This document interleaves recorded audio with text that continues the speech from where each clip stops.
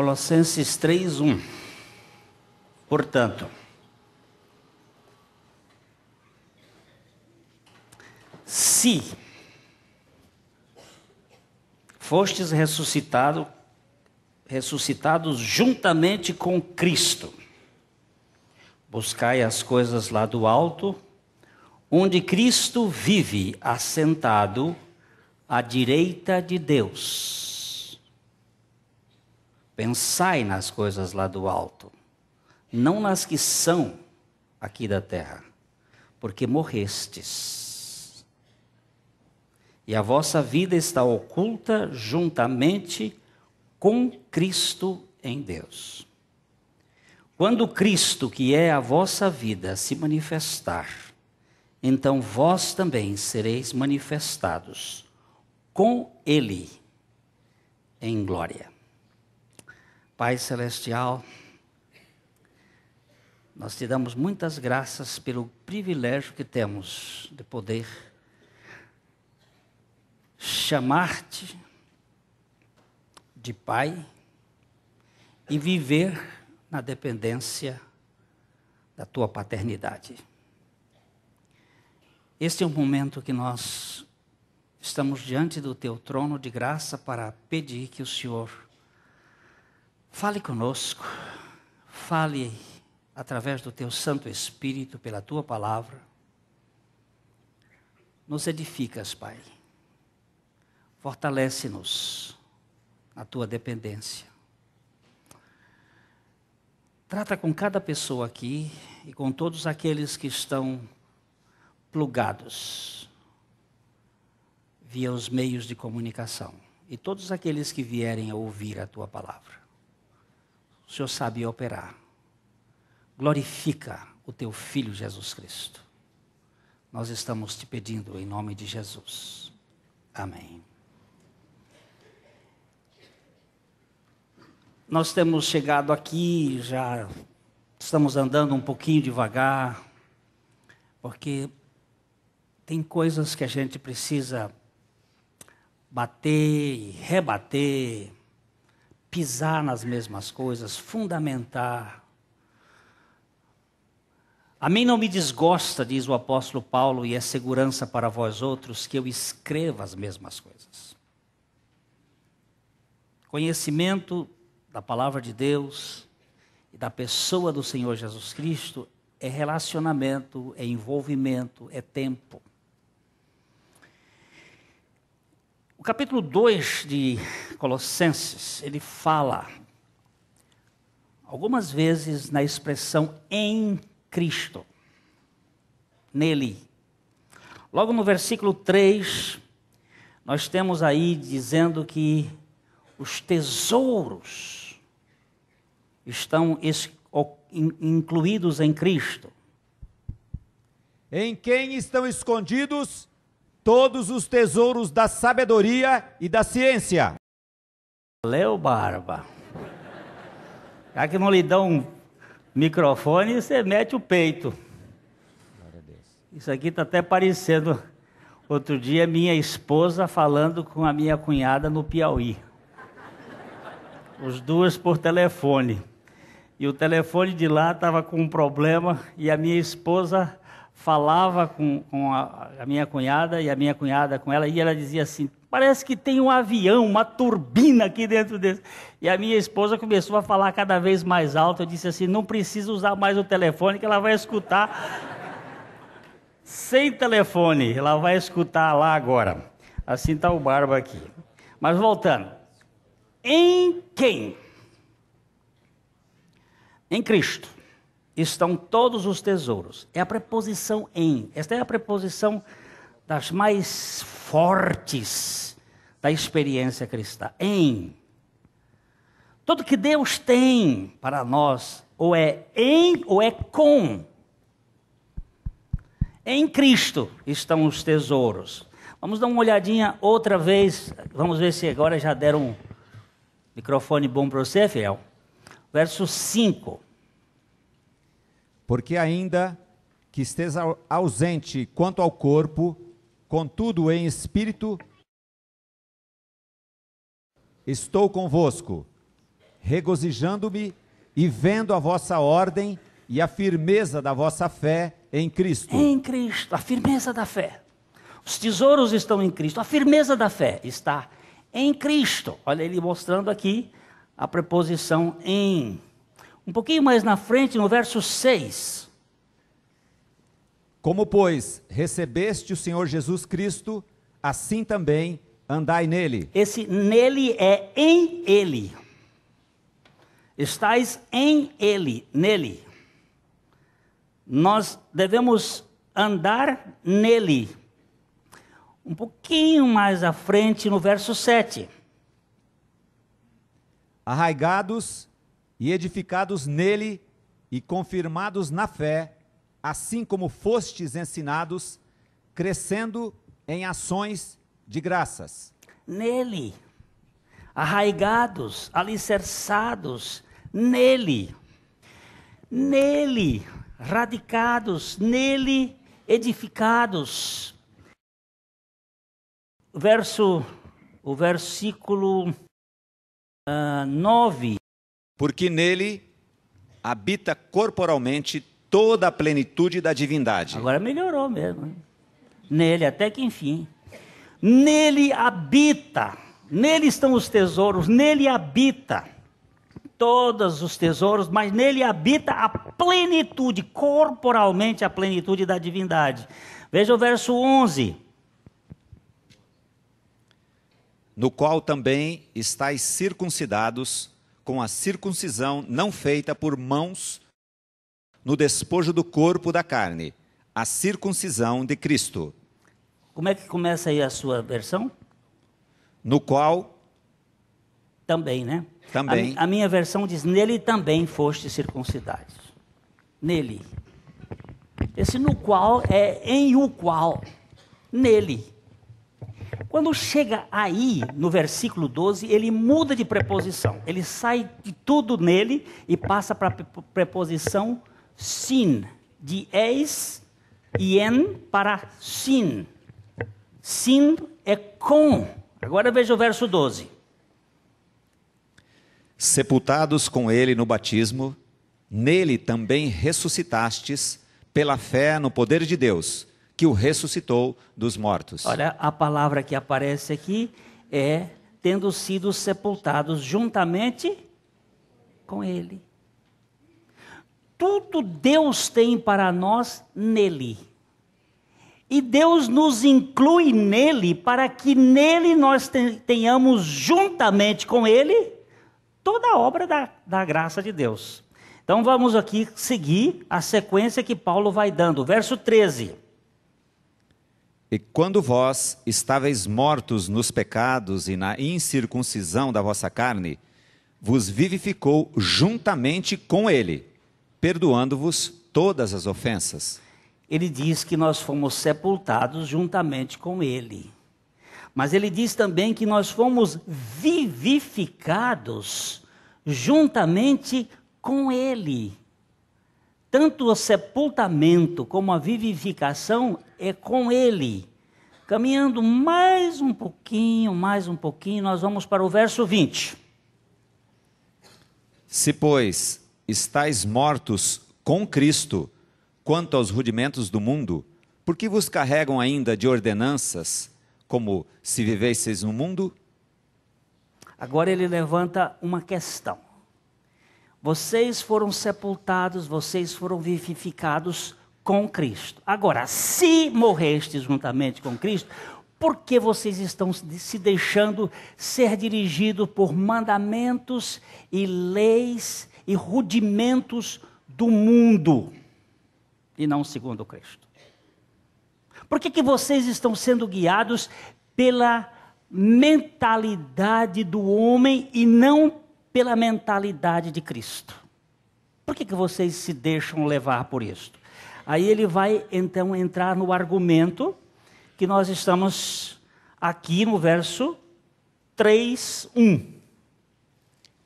Portanto, se já ressuscitastes com Cristo, buscai as coisas que são de cima, onde Cristo está assentado à destra de Deus. Agora ele diz, se morrestes, precisava ser ressuscitado. Se ressuscitastes com Cristo, agora buscai as coisas de cima. E ele faz uma contrapartida com os rudimentos do mundo, ou as coisas da terra, as coisas do mundo. Então temos dois níveis, o nível de cima e o nível de baixo. No Evangelho de João, no capítulo 8, no verso 23, o Senhor Jesus Cristo fala destas duas identidades. Nós nascemos neste mundo pertencentes a esta camada cá de baixo, mas ele vem de cima. Então temos dois pontos aqui, as coisas cá de baixo, do andar de baixo, e as coisas do andar de cima. Veja bem como é que ele coloca aqui no capítulo 8, verso 23 de João. E dizia-lhes: vós sois de baixo, e eu sou de cima. Vós sois deste mundo, e eu não sou deste mundo. Ele disse, vós sois de baixo. Mas não é só o judeu que é de baixo. Todo mundo que nasce aqui na terra é de baixo. Nasce com uma mentalidade. A mentalidade terrena. Das coisas terrenas, do mundo terreno. Então nós temos esta cultura e esta influência do pensamento aqui e agora. Agora, ele está falando, se ressuscitastes com Cristo, primeiro buscai as coisas que são de cima. Para que isso aconteça, é preciso haver um milagre de mudança, de postura e de identidade da pessoa de baixo para se tornar uma pessoa de cima. Então, quando Jesus falou com Nicodemos, que era um religioso, que as traduções usam a expressão nascer de novo, na verdade, o texto no original, quando ele fala ali, ele fala de nascer do alto, nascer de cima, nascer de Deus, nascer de cima. Vamos ler lá João 3,3, que é um texto básico para a compreensão disto. Buscar as coisas do alto precisa ter passado por uma mudança, uma estrutura de transformação entre as coisas da terra e as coisas de cima. Jesus respondeu e disse-lhe: na verdade te digo, que aquele que não nascer de novo não pode ver o reino de Deus. Então, essa expressão nascer de novo quer dizer não nascer de cima, não nascer do alto, não nascer de Deus. O que é nascido da carne, Jesus explicou, é o quê? É carne, é terreno. O primeiro homem foi feito alma vivente. E esse primeiro homem é terreno. E todos os homens aqui da terra são terrenos e têm uma mentalidade terrena. Isto é 1 Coríntios capítulo 15. Nós vamos lá rapidinho, correndo, porque a gente tem que andar ligeiro. 1 Coríntios capítulo 15, nós vamos pegar os versos 45 e vamos ler até o verso 49. Assim está também escrito: o primeiro homem, Adão, foi feito em alma vivente, o último Adão em espírito vivificante. Mas não é primeiro o espiritual, senão o animal, depois o espiritual. O primeiro homem da terra é terreno, o segundo homem, o Senhor, é do céu. Qual o terreno, também são os terrenos, e qual o celestial, também os celestiais. Assim como trouxemos a imagem do terreno, assim traremos também a imagem do celestial. Eu não sei se pode ser mais claro. O primeiro homem da terra, o primeiro homem, Adão, foi feito alma vivente. O último Adão, espírito vivificante. Olha que coisa mais interessante. Você tem uma fila. Depois do último da fila, quem tem? Acabou a fila. O último, acabou a fila. O primeiro homem da terra foi feito alma vivente. O último Adão foi feito espírito vivificante. Mas para passar de espírito vivificante, de alma vivente para espírito vivificante, ele teve que passar por uma obra. Esta obra da encarnação de Cristo. Cristo precisou encarnar-se no homem. Mas não somente isso, Cristo precisou ir para a cruz. A cruz não é um acidente na vida de Jesus. A cruz não foi projeto de Pilatos, não foi projeto de judeu, não foi projeto humano. A cruz é um projeto de Deus. Na cruz está estabelecido o poder de Deus. Cristo precisava ir lá. Por quê? Quando ele foi lá, o Pai fez cair sobre ele a iniquidade de nós todos. E precisava um julgamento, um tratado de Deus, para que nós fôssemos incluídos naquele pacote, com Cristo. Então, naquele momento em que Jesus estava lá na cruz, ele estava sendo o último Adão. E quando ele ressuscitou, ele veja o verso 46, Valdir. Mas não é primeiro o espiritual, senão o animal, depois o espiritual. Não é primeiro o espiritual, senão o animal. Depois o espiritual. Veja o verso 47. O primeiro homem da terra é terreno, o segundo homem, o Senhor, é do céu. Segundo homem. Ele não falou em segundo Adão.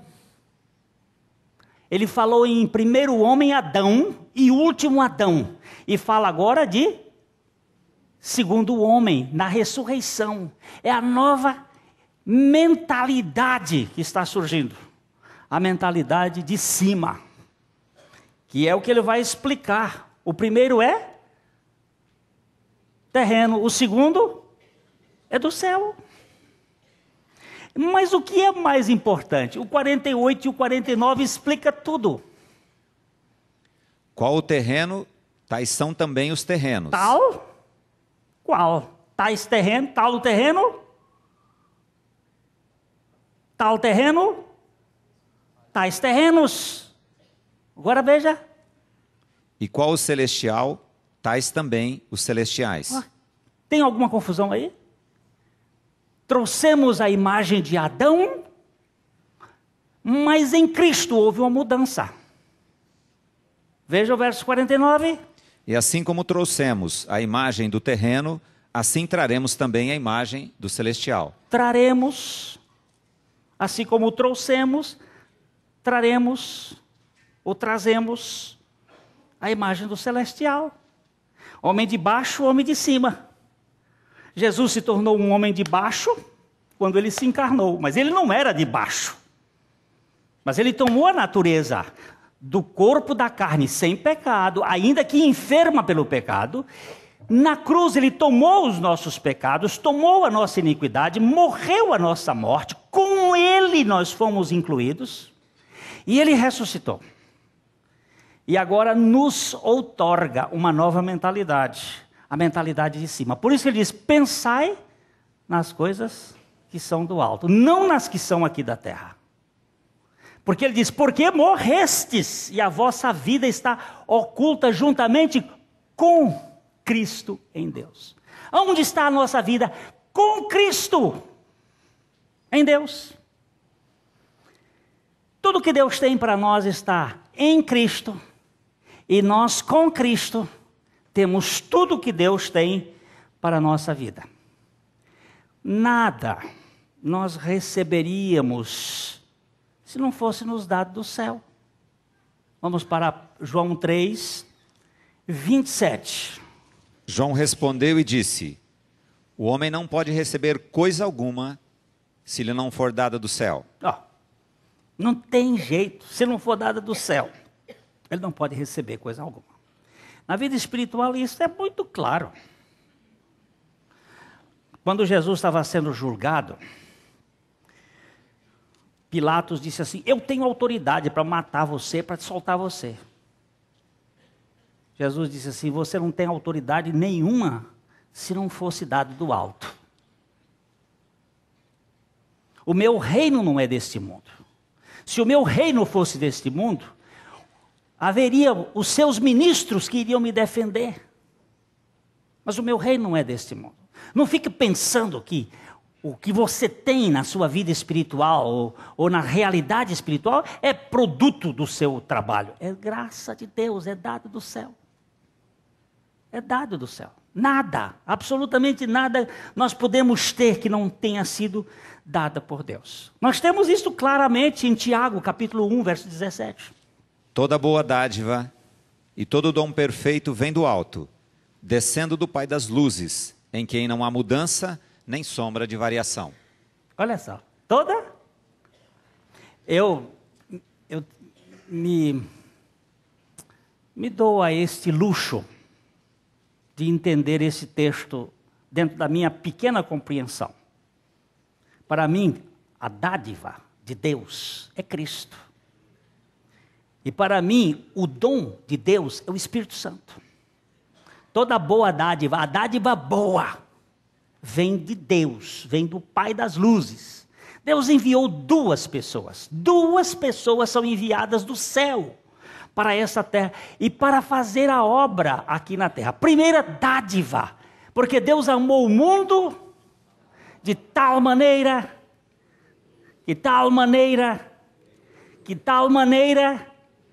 que deu dádiva. O deu o quê? Deu o seu filho. Que filho? O unigênito. Para quê? Para que todo aquele que nele crê não pereça, mas tenha a vida eterna. Qual é a boa dádiva que vem do Pai das luzes?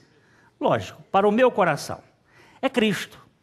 E em Cristo, presta atenção, e em Cristo, todas as bênçãos espirituais e as bênçãos da terra também vem em Cristo, inclusive o sofrimento, as dores, os chicotadas, também fazem parte das bênçãos do Pai que ama, porque se uma pessoa não é corrigida pelo Pai, ele é bastardo. Este Pai que ama, às vezes tem que dar umas chicotadas. Eu tenho passado por algumas frustrações, dificuldades, problemas, lutas terríveis na minha alma, mas fazem parte do pacote de Deus. A boa dádiva é Cristo para mim. E em Cristo todas as outras coisas, porque Cristo é tudo e em todos. E o dom perfeito? O dom da igreja. Não a dádiva do mundo. A dádiva ao mundo é Cristo. Mas o dom perfeito para a igreja. Quem é este? O Espírito Santo. E o que é a tarefa do Espírito Santo? Nos fazer conhecer a pessoa de Cristo. Revelar a Cristo. Então, eu digo, este é um dom maravilhoso da dádiva do Pai. Ele, lá de cima, nos deu Cristo, nos deu o Espírito Santo, e em Cristo nos dá o novo nascimento, nos dá uma vida nova, nos dá uma nova mentalidade para pensarmos da maneira de cima, não na maneira de baixo. A maneira de baixo é, quando você vê um problema, você fica apavorado. Quando você está diante de uma dificuldade, você diz, não tem solução. Mas quando você tem a mentalidade de cima, que você vê um problema, você diz assim, olha, eu posso todas as coisas naquele que me fortalece. Em tudo somos atribulados, porém não desanimados. Por quê? Porque é uma mentalidade diferente. Eu não sou vítima. Eu sou filho escolhido de Deus, não filho excluído de Deus. Filho escolhido por Ele. Sou filho dEle. Tem problemas? Muitos. Mas Ele não vai me deixar, Ele não vai me abandonar. Ele deixou assim, olha... O filho dele disse para os seus discípulos assim, eu vou para lá, vou mandar o Consolador para ficar com vocês para sempre. E eu quero dizer para vocês que eu vou estar com vocês todos os dias, até a consumação dos séculos. Ele afiançou isto. Então, Eu vou ter dificuldades, mas não vou ter a ausência dele, ele está presente. Uma outra coisa que nós precisamos entender é que quando ele faz essa mudança de mentalidade, essa mudança da nossa mente, transformai-vos pela mudança da vossa mente, que eu gosto de dizer assim, sede transformados pela mudança da vossa mentalidade, para que experimenteis qual seja a boa, agradável e perfeita vontade de Deus. Prefiro muito mais a voz passiva do que a voz média, mesmo porque eu não posso me transformar pela renovação do meu entendimento às custas da minha própria capacidade, mas sim pela graça de Deus. Então, dentro deste aspecto, eu sei que eu tenho uma sabedoria que é diferente. Tem dois tipos de sabedoria. Tem a sabedoria cá de baixo e tem a sabedoria lá de cima. Vamos para Tiago, ainda aí em Tiago, no capítulo 3. Primeiro nós vamos ler o verso 15. Essa não é a sabedoria que vem do alto, mas é terrena, animal e diabólica. Qual será essa sabedoria que é terrena, animal e diabólica? Leia um pouquinho para trás. Verso do 13. Quem dentre vós é sábio e inteligente, mostre pelo seu bom trato as suas obras em mansidão de sabedoria. Mas se tendes amarga inveja e sentimento faccioso em vosso coração, não vos glorieis nem mintais contra a verdade. Essa não é a sabedoria que vem do alto, mas é terrena, animal e diabólica. Olha aí, a sabedoria cá de baixo, ela tem duas características. Quais são as duas características? Animal e diabólica. Ela é animal e diabólica, mas antes um pouquinho ele disse... Amarga inveja e sentimento faccioso. Inveja amargurada. Se você tem dor de cotovelo, essa sabedoria é daqui da terra. Você pode ser o maior sábio do mundo, mas tem dor de cotovelo, compara-se com alguém e fica com mágoa, é daqui da terra. Qual outra característica? Sentimento faccioso. Facção. Facção é aquela coisa de fazer disputa. Quem é melhor, quem é o partido. Qual é a melhor igreja? Ontem eu fui participar de um casamento. E pela graça de Deus, o Senhor usou a palavra naquele casamento. Logo em seguida, uma senhora muito distinta virou para mim e disse: qual é a sua igreja? Digo, até agora estou sem. Ainda estou na igreja do Senhor. E aí ela disse assim: mas onde você se reúne? Então eu disse: nós nos reunimos em tal lugar assim. Então ela disse: eu gostaria de conhecer. Será muito bem-vindo. Mas eu quero dizer para você que não é o fato de alguém pertencer a um sistema religioso, mas o fato de ter sido alcançado pela graça de Deus em Cristo, de ter sido revelada a pessoa de Cristo. Nós temos uma nova mentalidade, uma nova sabedoria. A sabedoria que vem do céu não faz facção, não faz partido, não fica querendo achar quem é melhor, quem é melhor, quem é melhor. Não tem. Não tem. Tem Cristo. Tem Cristo.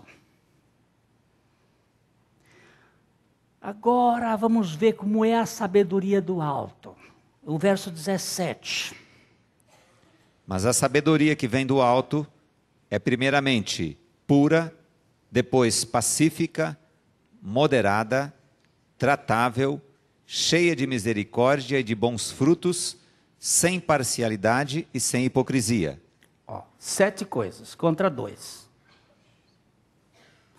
A sabedoria lá do alto é diferente da sabedoria cá de baixo. A sabedoria lá do alto, primeiramente, vamos ver se a gente grava bem isso aqui. Primeiramente, ela é pura. Ela não tem mistura. Ela não tem jogo, ela é pura. Ela é santa. Ela é limpa. Sabedoria lá do alto. Em segundo lugar, ela é geradora de paz. Contra a facção do outro lado, ela é geradora de paz. Ela é pacífica. Em terceiro lugar, ela é moderada. Algumas versões diz indulgente. Outra versão diz tratável. É a outra, né? Indulgente. É isso mesmo, indulgente. A outra, tratável ou amável. A outra, cheia de misericórdias e bons frutos. É um pacote só. Cheia de misericórdia e bons frutos. A outra, sem parcialidade, imparcial, não tem facção. E depois, sem fingimento, sem hipocrisia. Esta é a sabedoria lá do alto. Aqui ele diz assim: se morrestes com Cristo, por que vocês estão aí se pegando com rudimentos? Como é que é a roupa? É lá no pé da canela, no meio da canela, na altura da coxa? Onde é que vai botar a roupa? Isso é doutrinas humanas. Como é que é? Tem que botar ruge? Ainda tem ruge? Não tem mais. Blush. Ainda tem blush? Blush. Aí. Ainda todo o tempo de ruge. Que coisa mais arcaica. O que vai botar? Meu amigo. Você vai ser dirigido, governado, conduzido pelo Espírito da graça. E vai ver aquilo que convém ou não convém, de acordo com a graça de Deus. Lógico que há equilíbrio. Eu vou contar. Nós tínhamos uma pessoa que vinha aqui antigamente, uma moça extremamente bonita, com um corpo muito aperfeiçoado. E essa é boa? Mas ela se vestia com uma certa insinuação. E os homens de carne e osso, que nós vamos continuar vivendo neste mundo, na carne. Um dia um disse assim: pastor Gleide, que foi, irmão, tem piedade de nós. E o que está acontecendo? Aí me contaram. Então eu fui com muito jeito, convidei-a para conversar e disse: filha, Deus lhe deu alguns atributos que são bastante enriquecedores. Só que nós vivemos num mundo onde os seres mortais sofrem. Eu pediria que você, por graça e por misericórdia, ajudasse algumas pessoas como eu e tantos outros a não termos essas tentações vulgares. O que está acontecendo, pastor? Eu digo que você ainda não entendeu a minha linguagem, então eu tenho que ser mais claro. Aí eu tive que ser mais claro. Eu disse: você poderia se compor um pouco mais? Ela disse: pastor, eu não estava sabendo. Tá bom, você não está sabendo, mas fique sabendo aqui. E na semana seguinte ela veio tão bem vestida. Não é? Eu sei que outros devem ter ficado frustrados, mas o fato é que ela nos ajudou bastante. Eu quero que você entenda que é preciso a sabedoria lá do alto para dirigir estas coisas sem legalismo, sem imposição. Tem essa expressão aí que ele usa quando ele diz aí com... É a terceira, a quarta. É. Tratável. Sem imposição. Sem imposição. Então nós precisamos ter o cuidado com essas coisas de Deus, a sabedoria do céu. Se morrestes com Cristo, agora vamos começar a pensar nas coisas mais de cima, não na que são da terra. Vamos ter uma nova mentalidade com essa sabedoria que vem de cima. Irmãos, eu só quero terminar porque nós vamos ter um momento precioso da lembrança do sangue do Senhor derramado e do seu corpo partido. Que nós temos uma vocação de cima. Essa palavra que também é chamada de soberana vocação em algumas versões, na verdade, no original é uma vocação do alto. Filipenses capítulo 3, verso 14. Paulo estava dizendo, porque que ele continuava. Vamos começar no verso 12 e vamos até o verso 14. Não que já tenha alcançado ou que seja perfeito, mas prossigo para alcançar aquilo para o que fui também preso por Cristo Jesus. Irmãos, quanto a mim, não julgo que o haja alcançado, mas uma coisa faço, e é que, esquecendo-me das coisas que atrás ficam e avançando para as que estão diante de mim, prossigo para o alvo, pelo prêmio da soberana vocação de Deus em Cristo Jesus. Então ele está dizendo aqui, irmãos, eu não alcancei ainda não, irmãos. Não alcancei.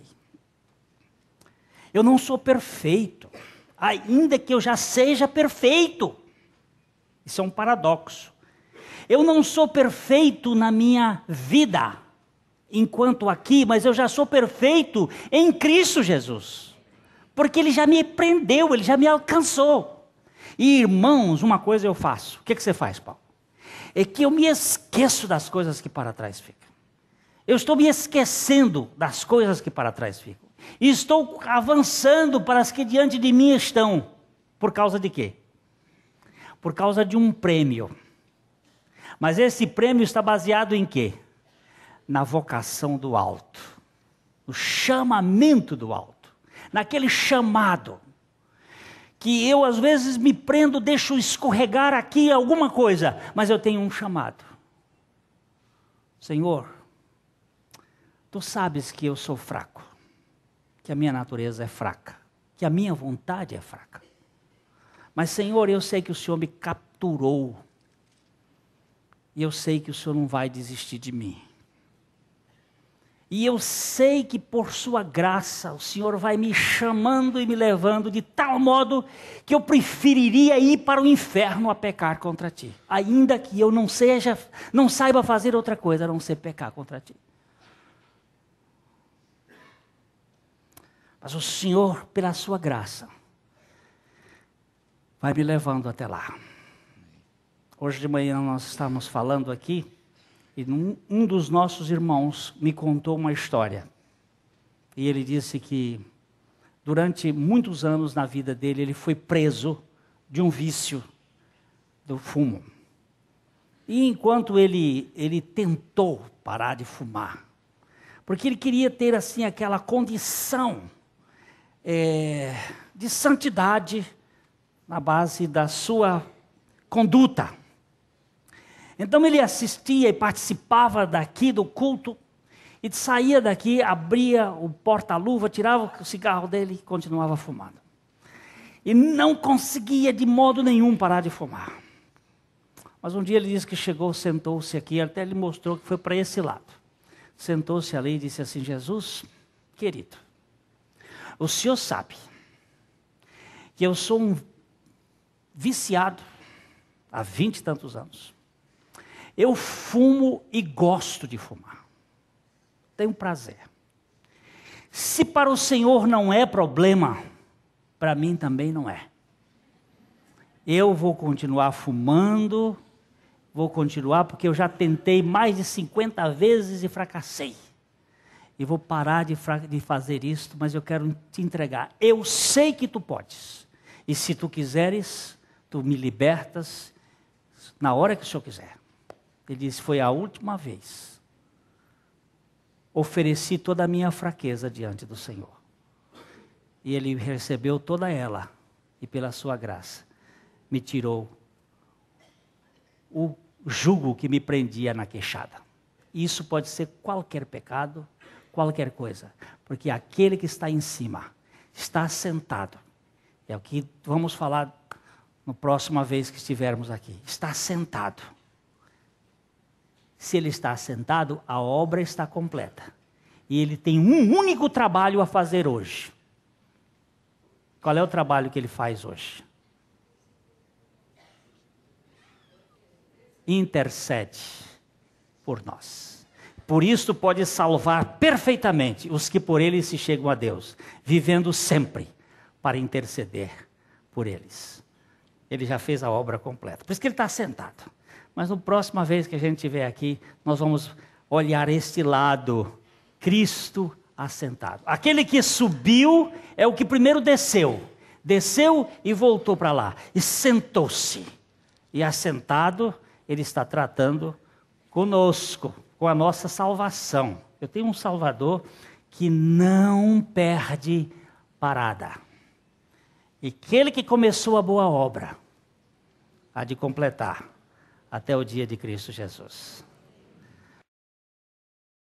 A mensagem que você acabou de assistir faz parte do Ministério de Comunicação Palavra da Cruz. Temos um grande acervo de estudos bíblicos em áudio e vídeo. Distribuímos também, gratuitamente, o jornal mensal Palavra da Cruz.